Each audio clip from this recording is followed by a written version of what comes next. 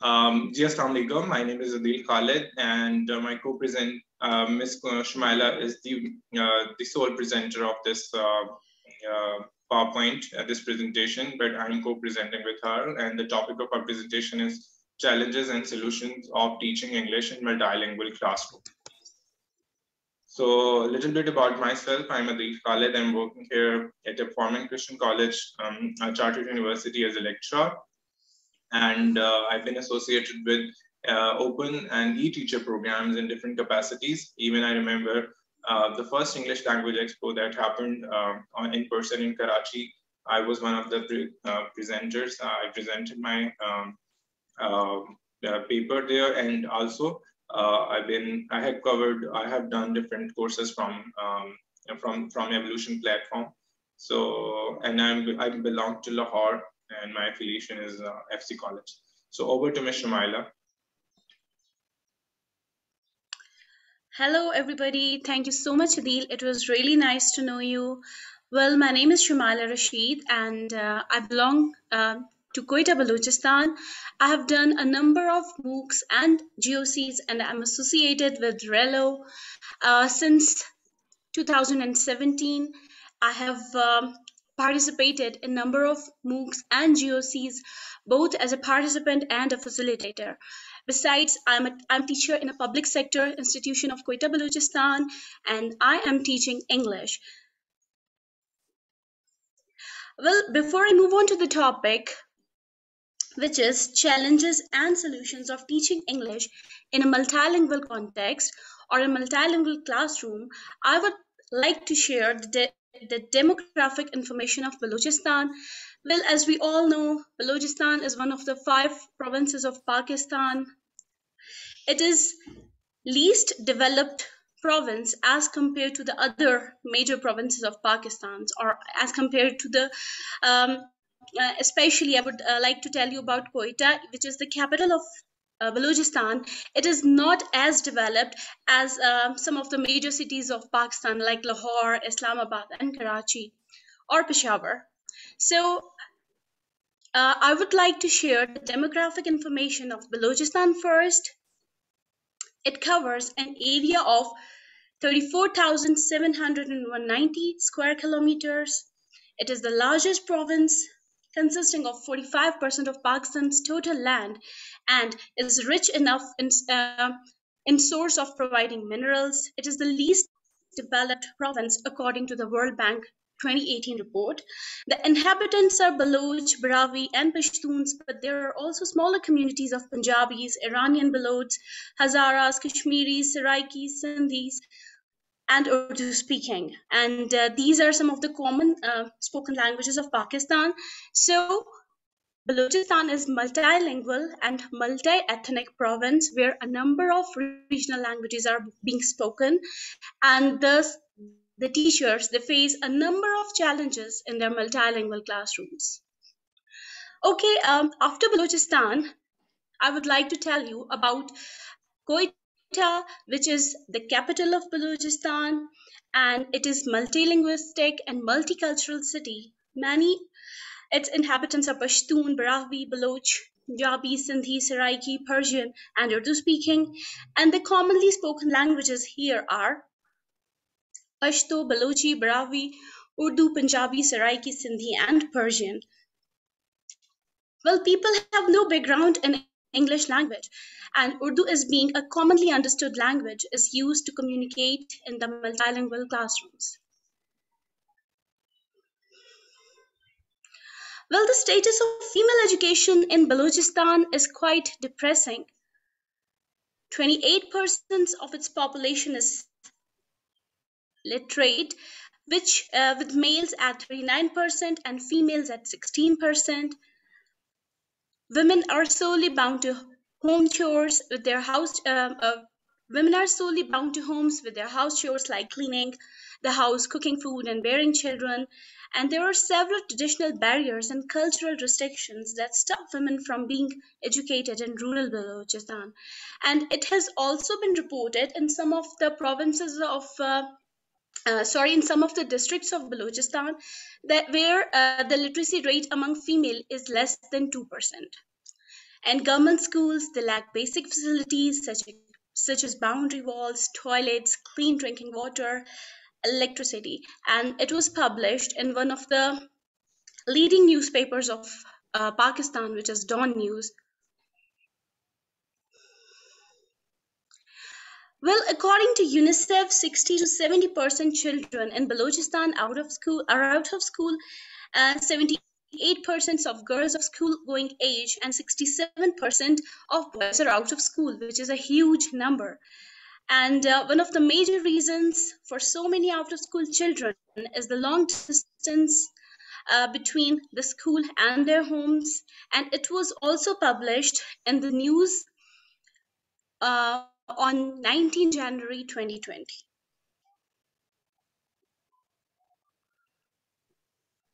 Well, these are some of the pictures in which you can clearly see that the schools, they lack basic facilities. Students, they're sitting on the floors. There is no proper seating arrangement. School has no boundary walls. Similarly, there is no electricity and there is no gas. There is not clean, pure drinking water. Well, in Balochistan, people belong to various lingual backgrounds and speak at least 14 regional languages, and teaching English in a multilingual classroom is an enormous challenge for the English language teachers due to language diversity in the region.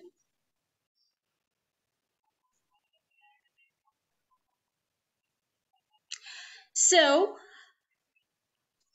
I just feel like exploring the challenges faced by the English language teachers in their multilingual classrooms, and at the same time, I also want to know the strategies employed by the English language teachers to overcome the challenges in their multilingual classrooms.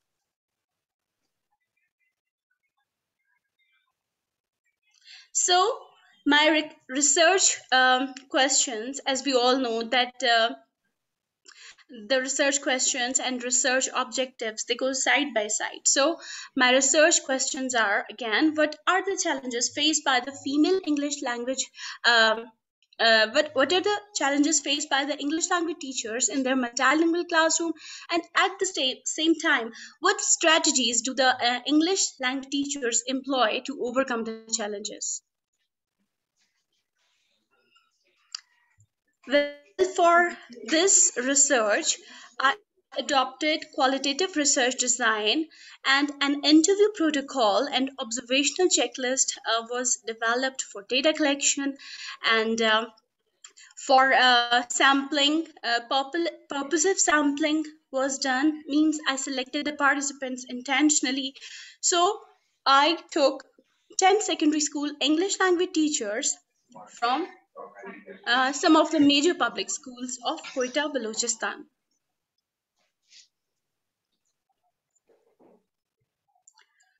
I also took pilot study before carrying out this research. So I selected 3 individuals from the target population for the pilot study, and after pilot test, few questions were rephrased.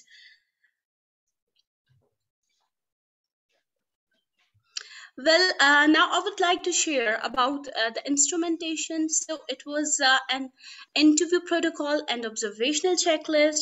An interview protocol consisting 13 questions, which had 6 introductory and 7 probing questions, was developed, and an observational checklist consisting 8 items and 1 comment bar was developed.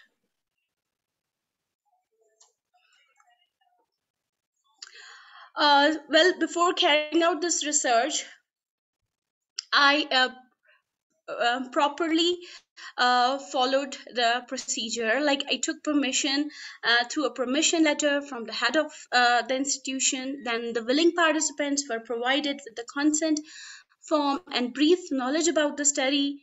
And since it was the very first time that somebody was going to explore the challenges, so I briefly told the participants that what I intend to do, and so they can clearly pour in their views into it.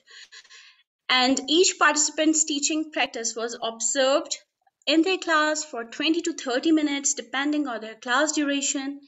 Each participant was interviewed in English for half an hour, and the interviews were recorded in a recording device.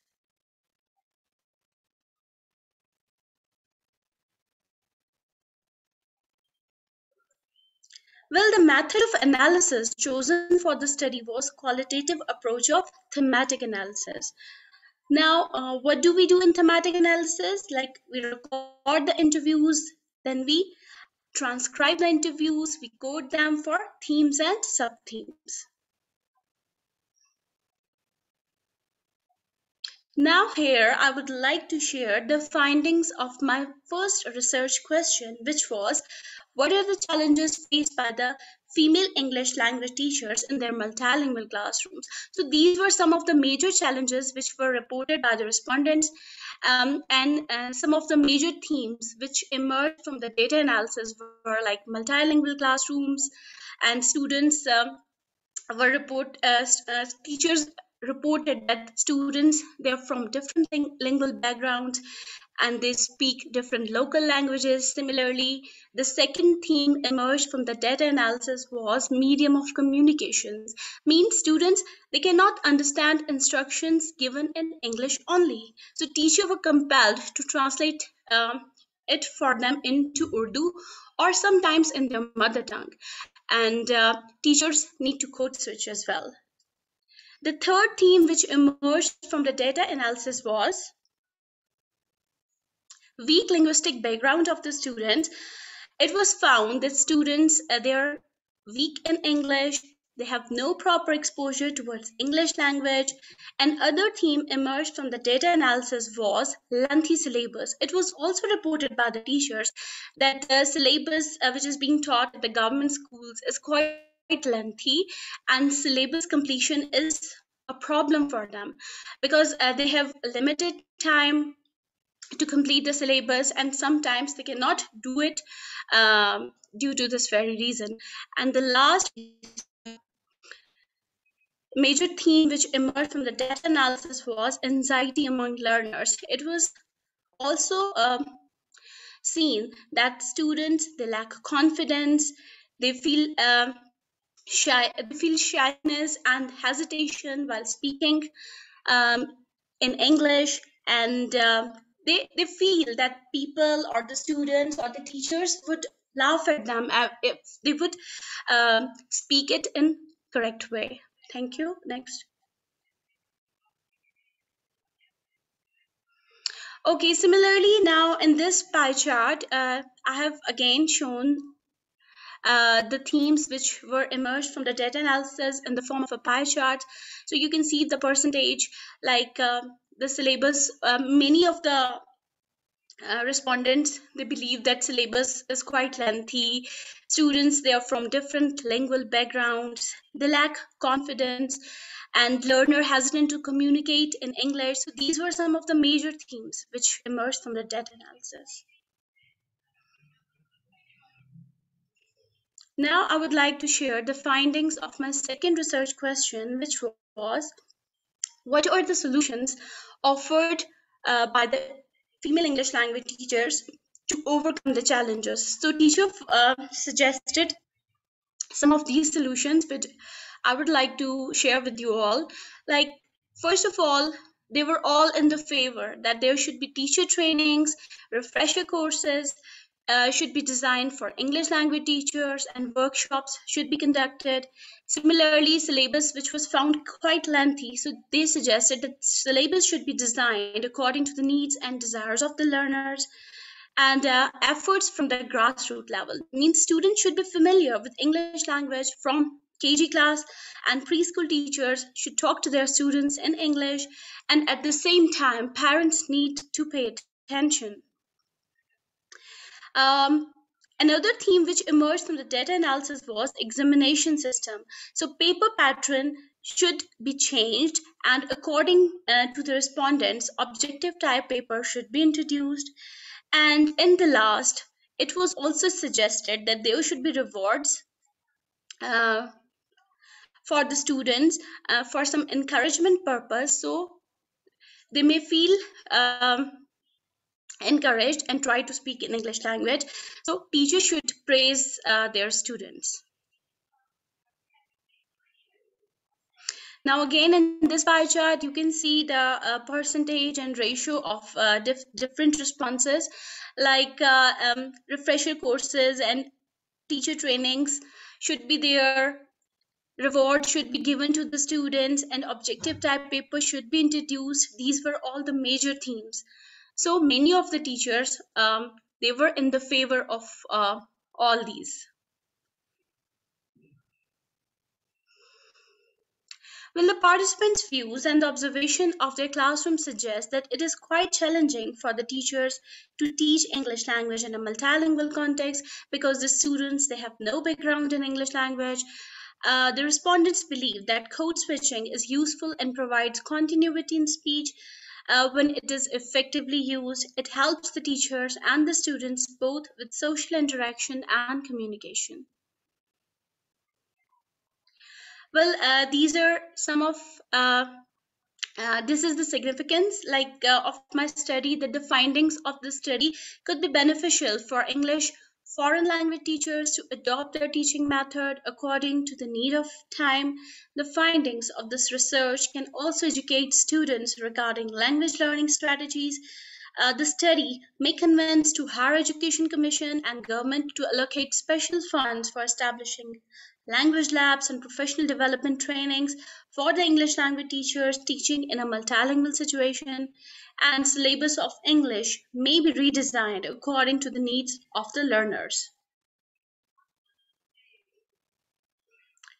Well, at the same time, these are some of the limitations of the study. Like sample of female English language teachers was taken only due to cultural barriers. It was not easy for me to go to any male school and directly involve the male teachers in the study. And the class of each teacher participant was observed just once. And students, they were not directly involved in the study. Well, these are some of the recommendations for the future researchers. Like in the future, sample of male participants or the sample consists of both male and female participants can be taken. Sample of school, college, and university students may be taken in future. Each classroom can be observed at least for a week or so to obtain more accurate results. All right, thank you, Mr. Shumaila. Thank you very much for your very enlightening presentation on different aspects that you covered in English language teaching. And I'm very glad that through your perspective, we can look through the educational landscape of Balochistan. So here my part is that I would like to start with the linguistic capital in a globalized world.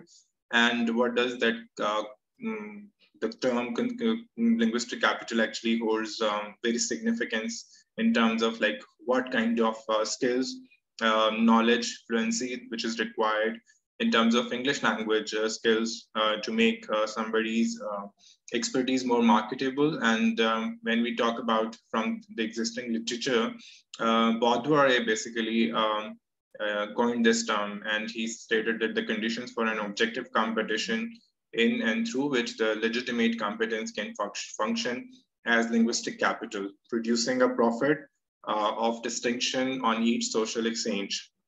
So social exchange basically becomes, in terms of like we talk about pragmatics and power dynamics, then I think every utterance that we utter in English becomes become the when we say social exchange, and when we start relating economics with this concept of language learning. And I'm going to quote here from the previous studies that have been conducted here, and I report to you about the different various language resources that an individual or as a constitution of Pakistan that we can hold on in terms of implementing and adopting English language at policy and planning front. The power of English language. English language has emerged as the language of wider and intercultural communication. And as I mentioned earlier, that from pragmatic and intercultural communication we talk about, then it definitely refers that we need to be very sensitive about the cultural sensitivities that somebody from which background they're coming from, and we need to select and adapt material according to the needs and the situations of the learners. So in such a multilingual identity, that becomes a sort of leverage through communication for various social, cultural, educational, and political purposes. So English actually serves a very key role in doing that. So English therefore has more linguistic capital than most of the languages in the global context. Because you see power relation when we talk about, then Pakistan has been one of the ex-colonies of Britain, and English speaking continues to consolidate and even increase its linguistic capital as it opens door to lucrative employment. And still and I'm quoting it from Dr. Tariq Rahman's study that he conducted in 2007. And he said that all the essentially important key positions, they use English language, starting from judiciary to Constitution of Pakistan, to politicians, to students, and to academia. And even he said that even the fourth pillar of the state, the journalism itself, because the Constitution of Pakistan itself states that the English will be the working language unless we get command of Urdu, and then we can change it. So since English therefore is the most powerful language of our times, and there is no other way except of learning it, adapting it, adopting it, and then transmitting and cascading it to our learners, and demystifying the concept of English language teaching. If we look at policies about English in certain Asian countries, and I'll be looking at when we talk about Pakistani landscape and policy and planning front, it's important that we can make a comparison between not just the neighboring countries, but countries around Asia as well. So Japan, English is used for, from the 1990s, TEFL is promoted, Japanese values are to be maintained. And what effect that policy brought was that that introduced a globalization. And there was an identity resistance, though, from the cultural point of view, because you see, whenever there is a linguistic intervention, the cultural, the native speaker always feel threatened. They think that their identity is being is not being sanctioned, or maybe is not being maintained, or because language plays a very critical and key role in someone's identity even. In South Korea, it's exactly opposite to that. English is a means for achieving the goals of attaining international leadership. English is a subject from grade 3 onwards since 1997, and it is promoted even at national identity level, even the language as a language as well. Malaysia and Malay's good medium schools replaced English medium schools initially in early 1930s to give advantage to Malayas. After 30 years, English was reinstituted as the medium of instructions for science and mathematics for all. And English is both promoted and supported and taught in urban youth as well as in rural areas. Singapore is English is promoting as a linguistic capital. That this is a thriving economy, and when I say that linguistic capital, it also means that refers to that linguistically they are not limited to one language. They are exploring, and they're because you see, even in the digital age when e-commerce has played and is playing a very key role, so English has become and attained the role of lingua franca. So language and culture are seen as commodifiable resources rather than markers of identity. So they have set a rule that identity is not just language, but rather there are other resources that they can rely on. So if we talk about our neighboring countries, including India, Nepal, Bangladesh, and it's very little similar, but little different from Pakistani's perspective. In India, there are elitist preserved school, vernacular languages are used for many purposes. Though class-based competence is taught in English, Nepal, English is taught, and there are also English medium schools. And class-based English is taught again in Nepal. And I have witnessed to the fact when I went to Nepal in 2016, 2017, I saw and I witnessed that the teachers are very eager to learn about not just about English language, but also strategies to sort of make their classroom more interactive, engaging, and they were very active in learning and sound very committed. Bangladesh as a public sector schooling is in Bengali, while the private sector and religious education is in English. Higher education is also in English.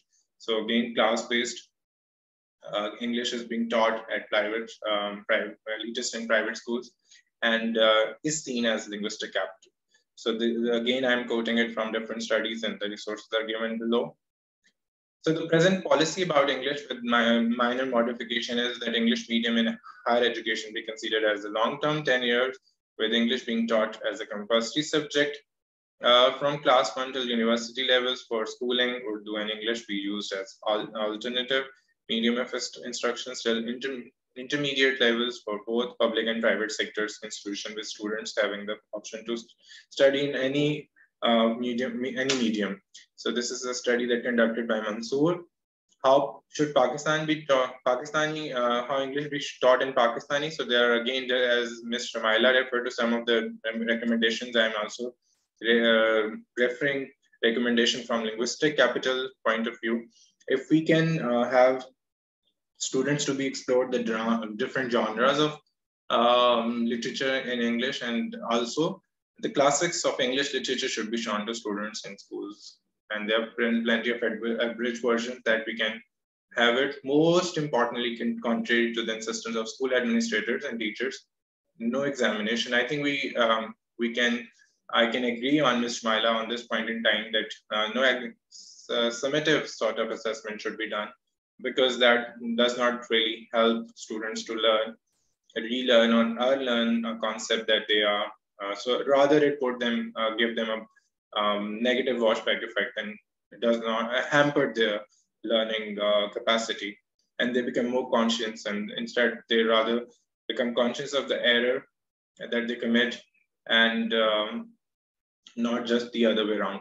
So rather, I think it's the concept that they more focus on accuracy over fluency. So rather, we should focus on fluency. So here we go with the quiz for the online participants, as well as we have an activity for in-house participants. So thank you very much. If you have any question answers, feel free to ask. We'll be happy to share. We'll be happy to answer all the questions. So thank you